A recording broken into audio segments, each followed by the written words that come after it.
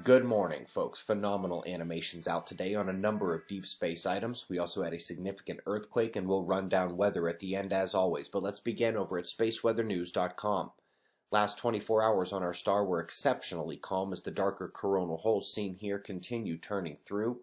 Over in 304 angstroms, the lack of bright areas is a total lack of sunspots, the disk is blank, and solar flaring is flatlined. Solar wind continues calming as density fluctuates while plasma speed trickles down in purple, all calm geomagnetically.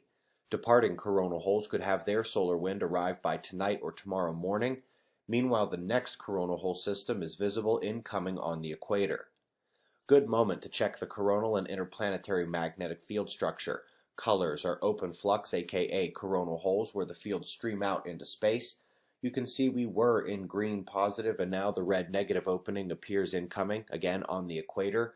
So during these rotations of the sun, both positive and negative sweep past Earth every other week or so, but on longer time scales, the poles flip themselves. It was green on top before. This is from 2010, a few years before the sun's pole flip at sunspot maximum. And indeed, during the sunspot bonanza earlier this decade, the polar magnetic structure of the sun changed, and we now have that positive green on the north as we saw a moment before. Just an FYI.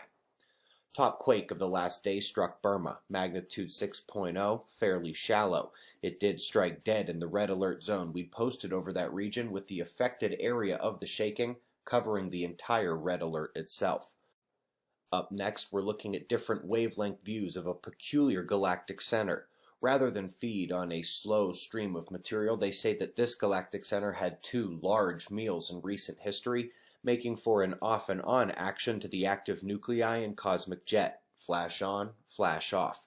Up next, they used the best scopes to 3D map the Orion Nebula. The full video is 2 minutes long, but I've sped us up to only about 13 or 14 seconds here. Primary feature images are a combination of Hubble's optical view and Spitzer's infrared, even better when you watch it slowly. New data shows exactly how concentrated Mars water is. At a scarp drop-off of hundreds of feet, they are seeing high concentration up near the surface area, suggesting that previous studies finding such huge water just beneath the red makeup of Mars are certainly correct. Lastly, folks, an incredible article about planetary dust rings around stars even when there are no planets. Turns out they believe that gravitating planets are not needed, only electromagnetic ion solar wind. The ring disk structure may be electrical, not gravitational. That's according to NASA. Just a few more days to book your ticket and hotel for Observing the Frontier. Be sure to let them know you are with the conference to get the hotel discount. We really hope to see you out there. We've got the world on wind maps and shots of our star to close. We greatly appreciate your support, and we'll do this all again tomorrow, right here. But right now, it's 5:15 a.m. in the new Valley of the Sun. Eyes open, no fear. Be safe, everyone.